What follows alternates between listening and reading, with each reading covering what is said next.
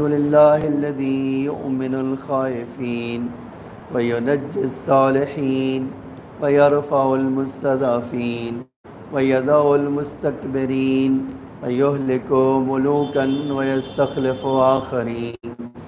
الحمد لله قاسم الجبارين مبير الظالمين مدرك الهاربين صريخ المستصرخين موضع حاجات الطالبين معتمد المؤمنين.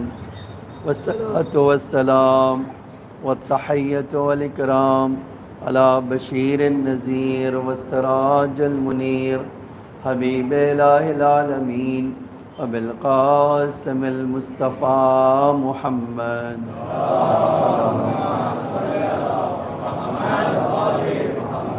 وعلى آله الطيبين الطاهرين المعصومين المظلومين الغر الميامين لا سيما الإمام المبين بقية الله في الأرضين الحجة الثاني عشر الإمام المهدي المنتظر صلوات الله وسلامه عليه.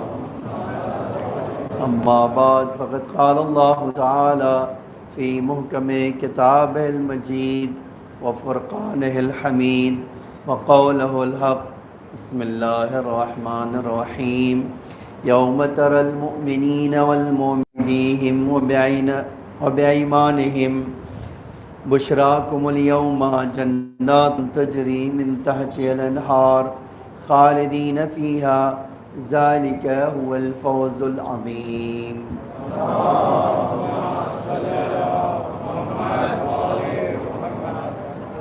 ذالک گرامی، یہ سورہ حدید کی 12 نمبر کی آیت ہے،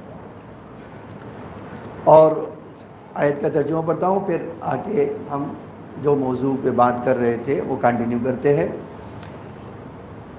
قرآن کہتا ہے کہ ایک دن آئے گا جب مومنین دیکھیں گے اور مومنات، مومن اور مومنہ دونوں دیکھیں گے، یسعی نورہم بین ایدیہم، قیامت کا گھٹا ٹوپ اندھیرا ہوگا اور ان کے وجود سے نور نکل رہا ہوگا جس نور کے سائے میں وہ چل رہے ہوں گے۔ اور بِایمانہم، یہ ان کے بین ایدیہم، یہ نور ان کے سامنے ہوگا، اور بِایمانہم، اور ان کے ارد گرد ہوگا۔ پھر اس کا بشراکم الیوم، اللہ کہے گا آج تمہارے لیے بشارت ہے۔ کیوں بشارت ہے؟ کیونکہ اس لیے کہ اللہ نے تمہیں ریوارڈ میں جنت دے دی ہے جہاں تمہیں ہمیشہ رہنا ہے۔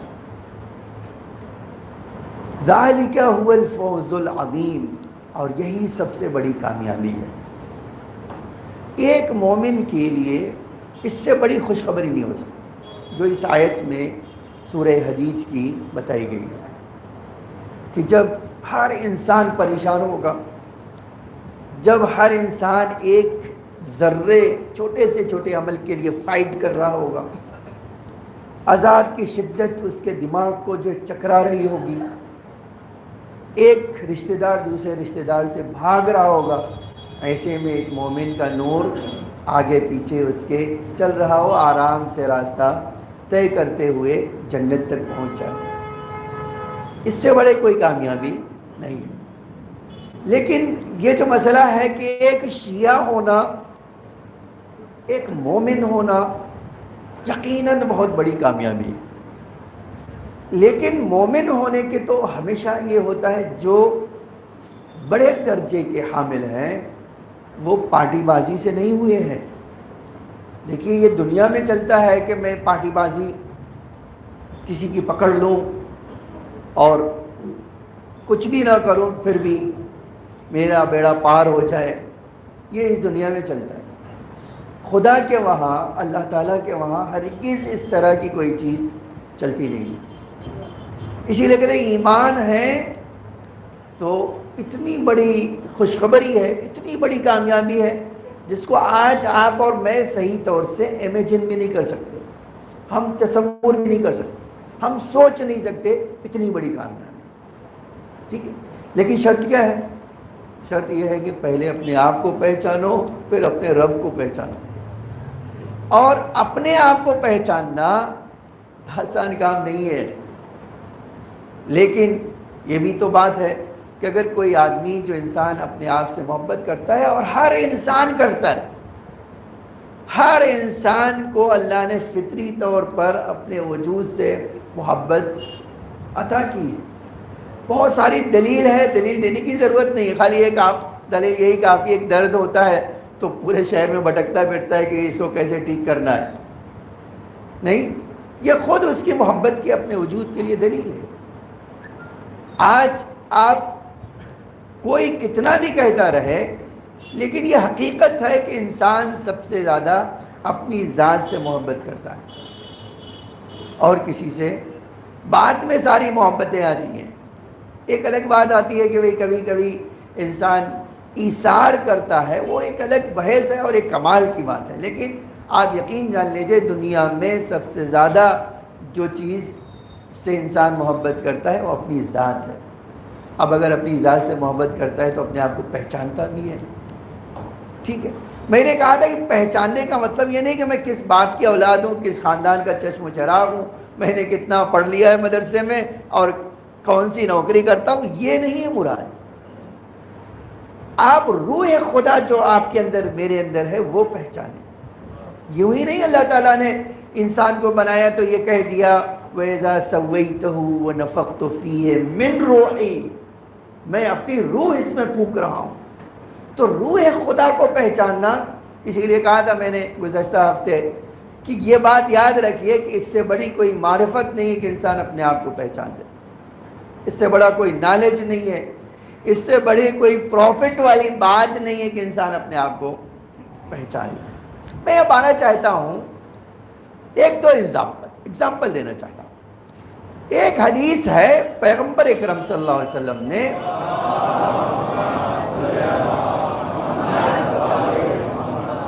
فتح مکہ کے بعد ارشاد فرمائی. آپ جانتے ہیں فتح مکہ جب ہوا تو پیغمبر حج کرنے گئے، تو آج روایت میں ہے کہ وہ حدیث جو ہے پیغمبر نے کعبہ کو اپنی پشت کعبے سے ٹکائی، اور اصحاب کا مجمع 10,000 کا مجمع تھا. اس وقت 5-6 پیج کی یہ حدیث ہے. ٹھیک ہے، اور جب ارشاد فرما رہے تھے تو بہت قریب جو لوگ تھے اس میں ایک جناب سلمان تھے، ہر بات کے بعد پوچھتے تھے کہ ایسا ہو سکتا ہے اللہ کے رسول؟ رسول اللہ فرمانے کیا میں تمہیں ایسی بات کہوں گا جو امپاسبل ہے؟ یہ ہو سکتا ہے، اس لیے میں تم سے کہہ رہا ہوں، یہ ہو سکتا ہے تو ہی میں بتا رہا ہوں. اور اس پوری حدیث میں آپ جانتے ہیں ایک انسان، جانتے تھے رسول اللہ کہ میں بہت دن کے بعد بہت اور زیادہ دن زندہ رہنے والا نہیں ہوں اور میں جلدی ان کے درمیان چلا جاؤں گا، تو ایک ایسا قانون بتا کر جاؤں، ایسی رہنمائی کر کے ایک ایسا راستہ دکھا کر جاؤں، میرے بعد جو اس راستے پہ چلے وہ کامیاب بنے. ایسا نہ ہو کہ میرے بعد لوگ بھٹکا دیں اس کو. اچھا، یہ ایک عجیب ہے کہ حدیث شیعہ اور سنی دونوں روایت کرتے ہیں، اس میں کوئی ڈاؤٹ نہیں ہے کہ دونوں روایت کرتے ہیں یہ حصہ. اب اس میں آپ اندازہ کیجئے کہ بھئی یہ جو صفات رسول اللہ نے بتائی ہے وہ جو ہے کامیابی کی ہے. میں ہمیشہ ایک جملہ کہتا ہوں کہ ہم جب کہتے ہیں کہ بھئی ایمان والے کامیاب بنیں گے اور اتنی بڑی کامیابی ہوگی، تو ایک بار تو چیک کرنا کہ میں ہوں یا نہیں مومن. ایک بار تو چیک کرنا یا نہیں کرنا، ایک بار بھی نہیں چیک کرنا زندگی میں. اگر چیک نہیں کیا اور اللہ نے کہا کہ تم تو مومن تھے ہی نہیں، غلط بات کہہ رہے ہو. اچھا، ایک آدمی جب مر جائے اور کہا جائے کہ تم مومن تھے ہی نہیں اور زندگی میں اپنے آپ کو مومن سمجھتا رہا، تو کیا عجیب سا نہیں لگے گا کہ میں ہمیشہ پوری زندگی دھوکے میں رہا؟ تو یہ دھوکے سے بچنے کے لیے ضروری ہے کہ انسان اپنا امتحان لیتا رہے. ٹھیک ہے، میں ایک امتحان کے لیے پیرامیٹر بتاتا ہوں جو حدیث کا ہے. ہمیشہ دیکھیے ائمہ کی رہنمائی، ہمیشہ جو پیرامیٹر انہوں نے بتایا ہے نہیں ہو سکتا. ٹھیک ہے، کیوں؟ اس لیے کہ آیت تطہیر کا سایہ ان کے سروں پہ ہے. ان کی زبان سے بھولے سے بھی کوئی چیز نہیں نکل سکتی جو انسان کو غلط رہنمائی کرے. یہ نہیں ہو سکتا۔ اب یہ علیہ السلام سے حدیث ہے، میں آپ کو سناتا ہوں۔ امام علی علیہ السلام نے فرمایا من احب ان یعلم کیف منزلتہ عند اللہ، جاننا چاہتے ہو تمہارا ایمان کتنا بلند ہے؟ تم جاننا چاہتے ہو کہ اللہ کے نزدیک تمہارا رتبہ کیا ہے؟ ہر آدمی کو جاننا چاہیے، اور انسان، میں نے اسی لکھا ہے کہ ٹیسٹ کرنا ضروری ہے انسان کے لیے۔ تو امام کہتے ہیں تم جاننا چاہتے ہو، جو آدمی جاننا چاہتا ہے کہ میرا رتبہ اللہ کے نزدیک کتنا ہے، فَلْيَنْظُرْ كَيْفَ مَنْزِلَةِ اللَّهِ عِنْدَهُ، پہلے تو یہ دیکھ لو کہ اللہ تمہاری نگاہوں میں کتنا بڑا ہے۔ دیکھیے ایک بہت عجیب سا پیرامیٹر ہے نا، اگر آپ جاننا چاہتے تمہارا مرتبہ کتنا ہے، پہلے یہ بتاؤ اللہ کا مرتبہ تمہاری نگاہوں میں کتنا ہے۔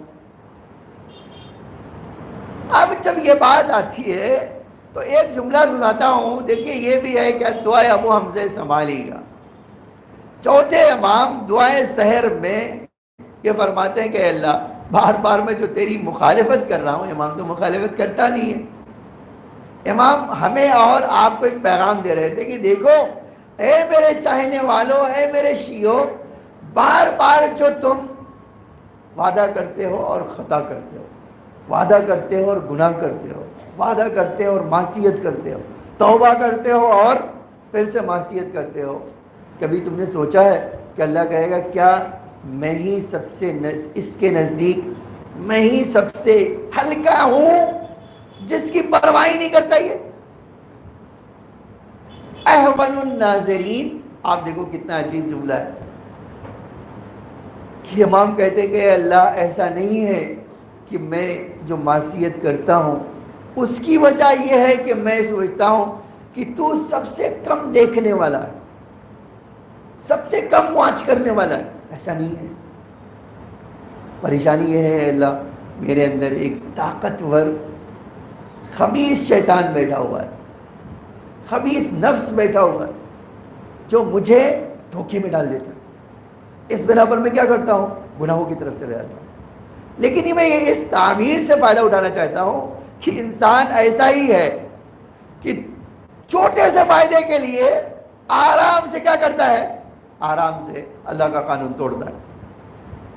اب اگر کوئی آدمی جاننا چاہتا ہے کہ میں مومن ہوں یا نہیں ہوں تو اس کو یہ دیکھنا ہوگا یا نہیں کہ میں اتنا ہی بڑا انسان ہوں کہ کبھی اللہ کی بات آتی ہے تو پیروں تلے رونت کر آگے بڑھ جاتا ہوں۔ ایسے آدمی کا رتبہ کیا ہوگا؟ میں سناتا ہوں امام نے کیا فرمایا، آپ دیکھیے یہ رتبہ ہے، آپ اور میں طے کر سکتے کہ ہمارا رتبہ کیا ہے۔ فرمایا اگر اور جاننا چاہتے ہو تو دیکھو فَلْيَنْظُرْ كَيْفَ مَنْزِلَهُ اللَّهِ عِنْدَهُ فَإِنَّ كُلَّ مِنْ خَيْرٍ لَهُ أَمْرَانِ، تم جان لینا خیر کے لیے دو پہلو ہوتے ہیں، ہر نیکی کے لیے دو پہلو ہوتے ہیں، ہر اچھائی کے لیے دو پہلو ہوتے ہیں، ہر عمل صالح کے لیے دو زاویے ہوتے ہیں۔ وہ زاویہ کیا ہے؟ امر الدنیا و امر الاخرہ، ایک پہلو اس کا دنیاوی ہوتا ہے اور ایک پہلو اس کا، آج ہم روزی کھاتے ہیں اس کا ایک پہلو ہمارے اس دنیا سے تعلق رکھتا ہے، ایک پہلو آخرت سے۔ وہ کیا ہے؟ یہی کھانا آپ کھائیں گے آپ کے جسم کو لگے گا، لیکن اس کے روح کتنی متاثر ہوگی یہ آخرت سے تعلق رکھتا ہے۔ ایک کھانا انسان کو 40 دن دعاؤں کو ریجیکٹ کر دیتا ہے، یہ بتانے کے لیے کافی ہے کہ کھانے کا ایک پہلو کیا ہے؟ آخرت سے تعلق رکھتا ہے، اس کا تعلق کسی اور دنیا سے۔ اب اس کے بعد جو جملہ فرمایا یہ پیرامیٹر ہے، فَاخْتَارَ أَمْرَ الْآخِرَةِ عَلَى الدُّنْيَا، اس بدبخت انسان نے کیا کیا؟ جب اس کے پاس دو پہلو آئے آخرت کا اور دنیا کا، اس نے کیا کیا؟ آخرت کو چھوڑ دیا اور دنیا کو لے لیا۔ ٹھیک ہے، ایک یہ انسان ہے۔ اسی میں وہ دوسرا جملہ بھی فرمایا امام نے، فرمایا دوسرا انسان وہ ہے جو دنیا کو چھوڑ دیا اور آخرت کو لے لیا۔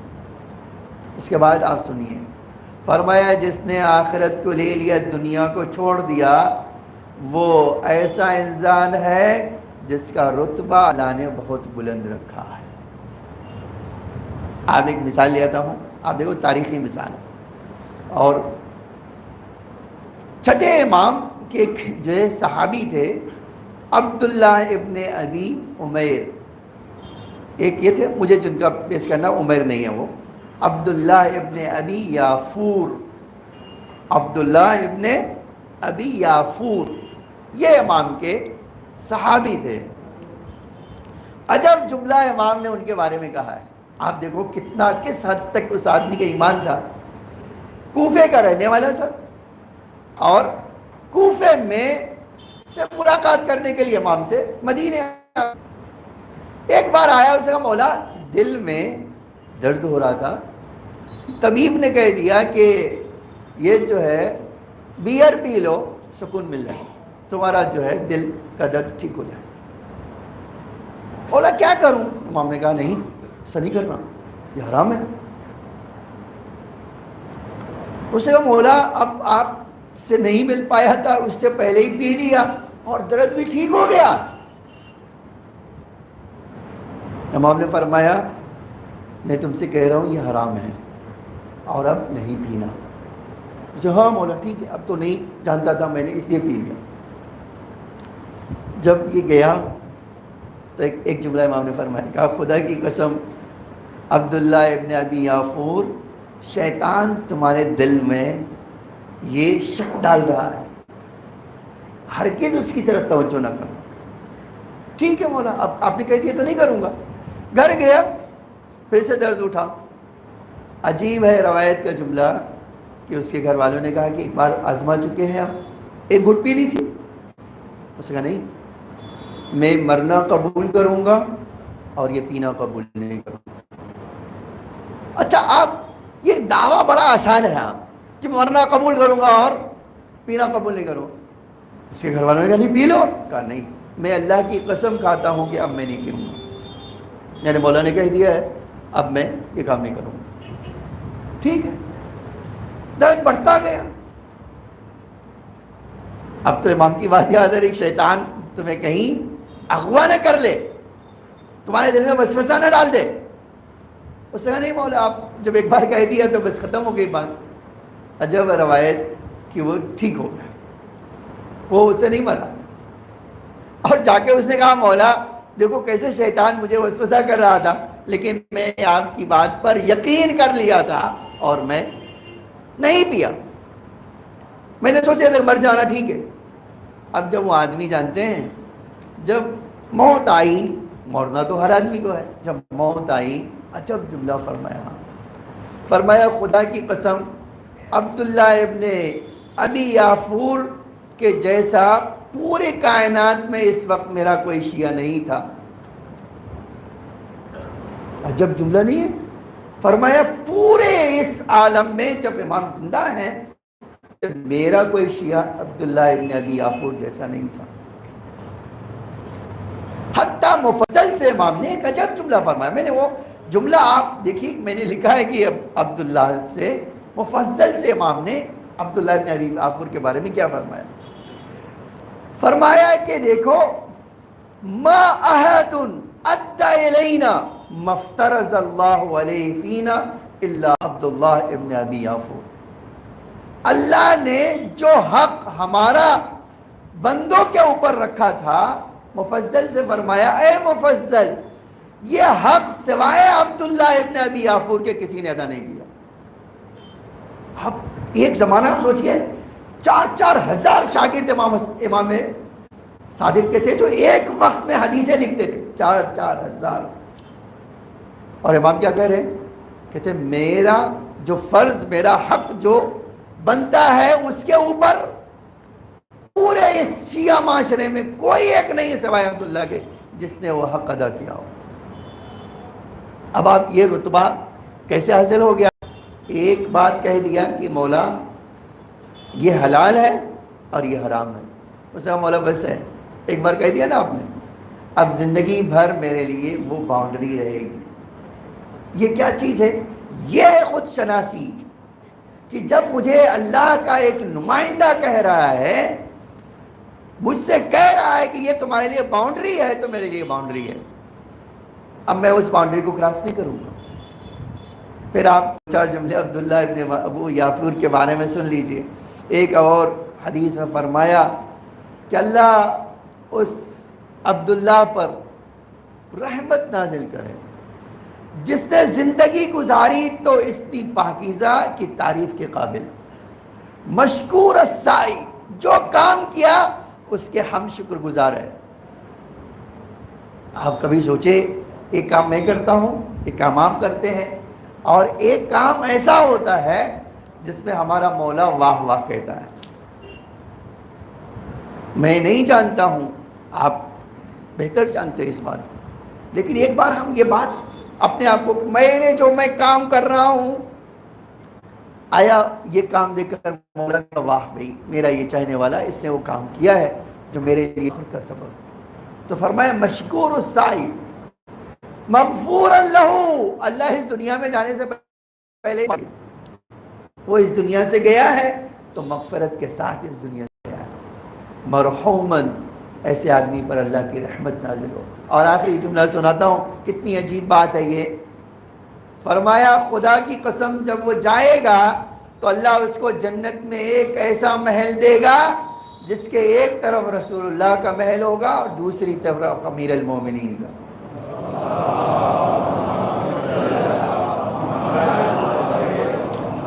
یہ جو رتبہ ہے نا، جنت میں ایسا محل دے گا جس میں ایک طرف رسول اللہ پڑوسی ہوں گے اور ایک طرف امیر المومنین۔ ہے کوئی آدمی اس آدمی کے مرتبے کو سمجھے؟ لیکن شرط کیا ہے؟ خود شناسی، کہ میں جب بندہ ہوں اور میرا کوئی آقا ہے تو میرا فرض ہے کہ میں اپنے آپ کو اس آقا کے پیچھے لے جاؤں۔ نہیں، یہ خود شناسی۔ مجھے روح اللہ تعالیٰ نے عطا کی ہے تو اس روح کے لیے روحانی رہنما رکھا ہے۔ آج میرے بدن کو ضرورت ہوتی ہے تو مجھے ہر ماہر نظر آتا ہے، نہیں؟ اگر مجھے ایک بیماری آتی ہے تو میں اس بیماری کو دیکھتا ہوں کہ اس کی بیس کیا ہے۔ مجھے سردی ہوئی ہے، مجھے کان میں پریشانی ہے، مجھے پیٹ میں درد ہو رہا ہے، میرے دل میں درد ہے، میرا دماغ خراب ہے، تو ایسا نہیں ہوتا ہے کہ آپ کان میں درد ہو اور پیٹ والے ڈاکٹر کے پاس آپ جائیے، نہیں، یہ ہر جگہ ہے۔ آپ ڈھونڈتے ہیں کہ ماہر کو ڈھونڈ کر جائیں ہم، تاکہ ایک دوا کھانے سے ہی۔ کبھی ایسا ہوا ہے کہ روح کی بیماری کے لیے بھی اپنے مولا کی تلاش میں گئے ہوں؟ نہیں۔ تو خود شناسی کیا ہے؟ ماہ مبارک خود شناسی کا مہینہ، روزہ رکھا تو یہ بھوک اور پیاس کا مطلب کیا ہے؟ اللہ تعالیٰ نے جناب موسیٰ سے کہا، موسیٰ جانتے ہو جتنی چیزیں تم کرتے ہو وہ سب تمہارے لیے، نماز پڑھتے ہو تمہارے لیے، روزہ رکھتے ہو، حج کرتے ہو تمہارے لیے، زکوٰۃ دیتے ہو تمہارے لیے، سب، روزہ میرے لیے۔ کہا اللہ وہ کیوں؟ کہا تمہیں پتہ ہے میں خدا نہ کھاتا ہوں نہ پیتا ہوں۔ یہ بات سچ بھی ہے، ہمارا خدا تو نہ کھاتا ہے نہ ہی پیتا ہے۔ اے موسیٰ تمہیں پتہ ہے نا کہ میں وہ خدا ہوں، نہ کھاتا ہوں نہ پیتا ہوں؟ کہا اے اللہ میں جانتا ہوں۔ کہا یہ میرا بندہ جب روزہ رکھتا ہے تو میرے جیسا بن رہا ہے، خدا جیسا کوئی نہیں بن سکتا ہے، لیس کمثلہ شیء، ہے نا؟ لیکن روزہ ایک ایسی حالت ہے جو ہمیں کیا کر دیتا ہے؟ خدائی صفات سے نزدیک کر دیتا ہے۔ عجب جملہ ہے اس کے بعد روایت کا، فرمایا موسیٰ اسی لیے سارے انبیاء مل کر، سارے ملائکہ مل کر روزے کا ثواب دینا چاہے تو نہیں دے سکتے، میں ہی خدا صرف روزے کا ثواب دے سکتا ہوں۔ ٹھیک ہے، لیکن کیسا روزہ؟ ایک سوال تو ہے نا، خالی بھوک اور پیاس کا روزہ یا روح اور دل کا روزہ؟ عجب ائمہ فرماتے تھے کہ دل کا روزہ یہ ہے کہ تمہارے دل میں گناہ کا تصور بھی نہ آئے، اور یہاں تو ماشاءاللہ ایسے روزہ ہے اور دل کھول کے۔ یہ وہ چیز ہے جو خود شناسی کے خلاف ہے۔ عزیزان گرامی، یہ موقع ہوتا ہے جب میں اور آپ کیا کر سکتے ہیں؟ اپنا حساب کریں، اپنے آپ پہ سوچیں، اپنے کاموں پہ غور کریں، ہماری عبادتوں پہ سوچیں، ہمارے اعمال پر غور کریں، اپنی زندگی پہ غور کریں، ہمیں کہاں جانا ہے یہ غور کریں، تاکہ جب اس دنیا سے جائیں تو یہ آیت کا مصداق بن کر جائیں، تر المؤمنین والمؤمنات یسعی نورہم بین ایدیہم، اے میرے حبیب دیکھو گے مومن و مومنات کو کہ ان کے نور، ان کے وجود سے نور نکل رہا ہے جو ان کو دھیرے دھیرے جنت تک پہنچا رہا ہے۔ بسم اللہ الرحمن الرحیم، قل هو اللہ احد اللہ الصمد لم یلد ولم یولد ولم یکن له کفوا احد۔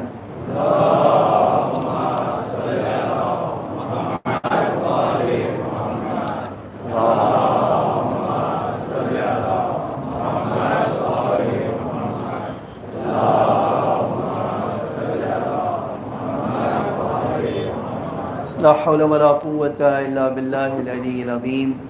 أعوذ بالله السميع العليم من الشيطان الرجيم، بسم الله الرحمن الرحيم، الحمد لله الذي هدانا لهذا وما كنا لنهتدي لولا أن هدانا الله، لقد جاءت رسل ربنا بالحق، والصلاة والسلام والتحية والإكرام على بشير النذير والسراج المنير حبيب إله العالمين أبي القاسم المصطفى محمد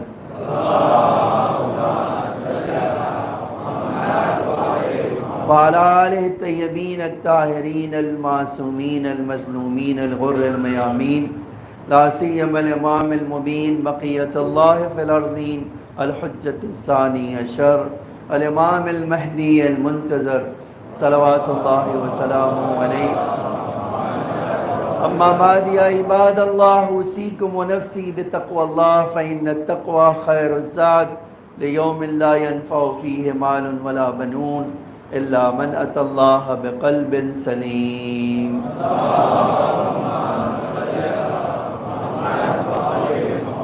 دو بات کا ذکر کرنا ہے عزیزان گرامی۔ ایک تو آج سے ایام 20 شروع ہو رہا ہے۔ ایام 20 کا مطلب ہے مہینے کا سنٹر، 20 یعنی مہینے کا وسطی حصہ، 13، 14 اور 15۔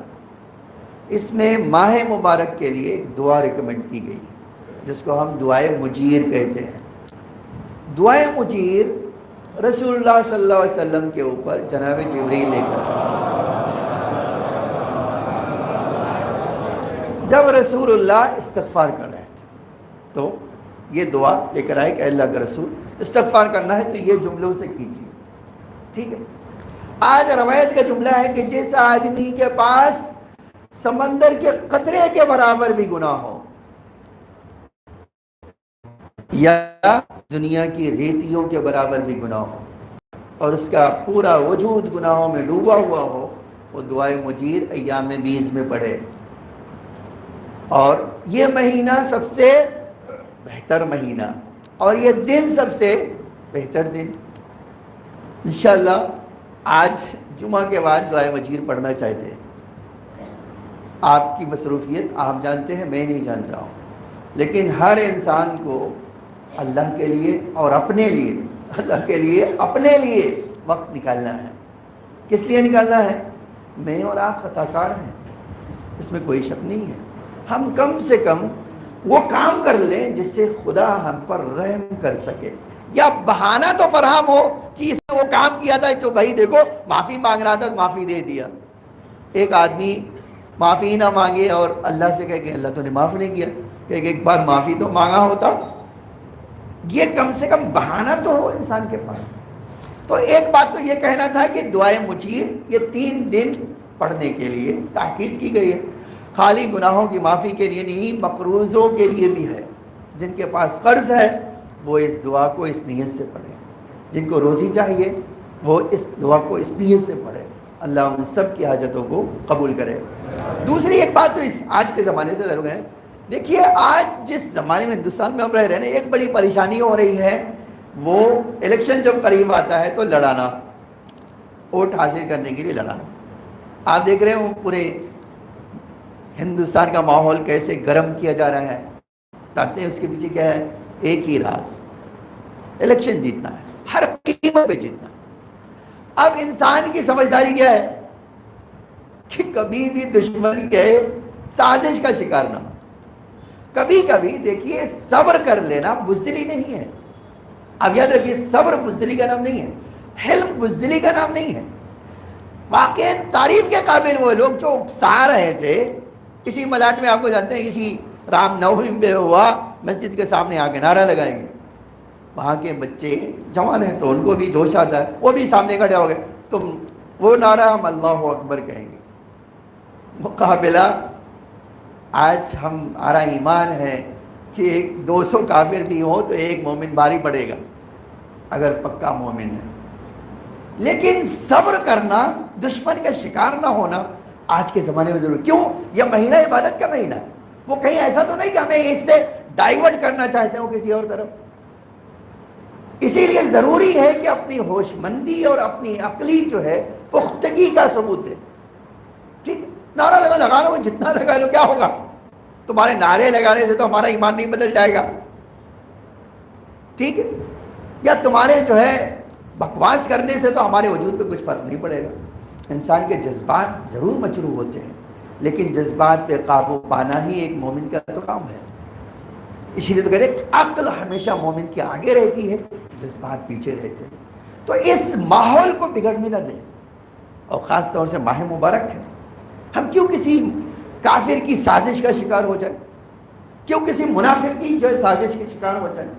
ویسے بھی دنیا میں جو ہے یہ سازشیں تو چلتی ہی رہتی ہے۔ ایک مومن کا حق ہے، اس کی عقل کا کام یہ ہے کہ وہ اپنی فطانت کو کام پر لگا دے اور اس طرح کی سازش کا شکار نہ ہو۔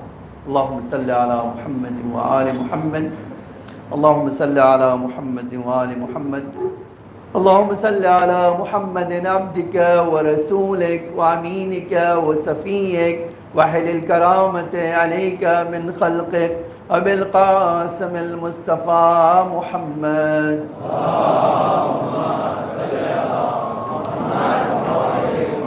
اللہم صلی علی علی امیر المومنین ووصی رسول رب العالمین، اسد اللہ الغالب، الغالب کل غالب، المطلوب کل طالب، امیر المومنین علی ابن ابی طالب علیہ السلام۔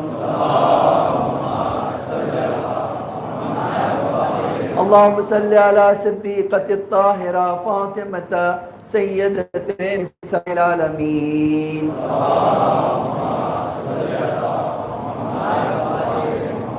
اللہم صلی علی سبطی الرحمہ و امام الہدی الحسن والحسین سید شباب اہل الجنہ امام المومنین۔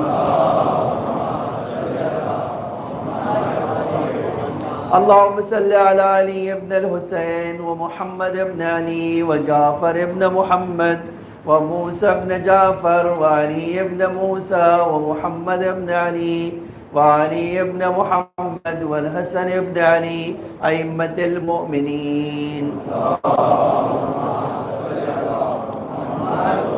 اللہم صلی علی ولی امرک القائم المؤمل والعدل المنتظر امام المؤمنین۔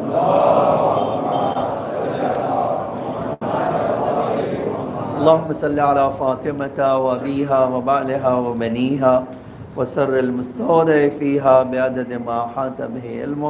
اللهم ادخل على اهل القبور السرور، اللهم اغن كل فقير، اللهم اشف كل جائع، اللهم اكسو كل عريان، اللهم اقض دين كل مدين، اللهم فرج عن كل مكروب، اللهم رد كل غريب، اللهم فك كل اسير، اللهم اصلح كل فاسد من امور المسلمين، اللهم اشف كل مريض، اللهم سد فقرنا بغناك، اللهم غير سوء حالنا بحسن حالك، اللهم اقض عنا الدين واغننا من الفقر انك على كل شيء قدیر۔ اے اللہ ہمارے مولا کے ظہور میں تعجیل فرما، زمین کو آقا کے ظہور کے لیے آمادہ فرما، ہم سب کو آقا کے حقیقی غلاموں میں شمار فرما۔ اے اللہ مومنین جہاں بھی ہوں ان کی جان و مال عزت آبرو کی حفاظت فرما۔ اے اللہ ہم حاجت مند ہے، اپنی درگاہ سے ہماری حاجتوں کو قبول فرما، ہم سب کے رزق حلال میں برکت عطا فرما۔ اے اللہ ہماری پریشانیوں کو دور فرما۔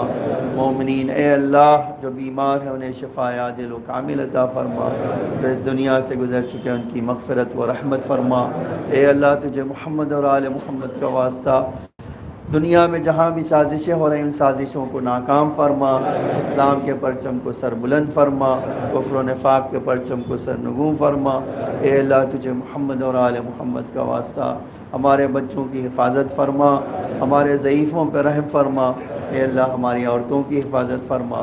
اے میرے معبود ہمیں نور آل محمد سے مزین فرما، اس دنیا میں محبت اہل بیت اور آخرت میں شفاعت اہل بیت نصیب فرما۔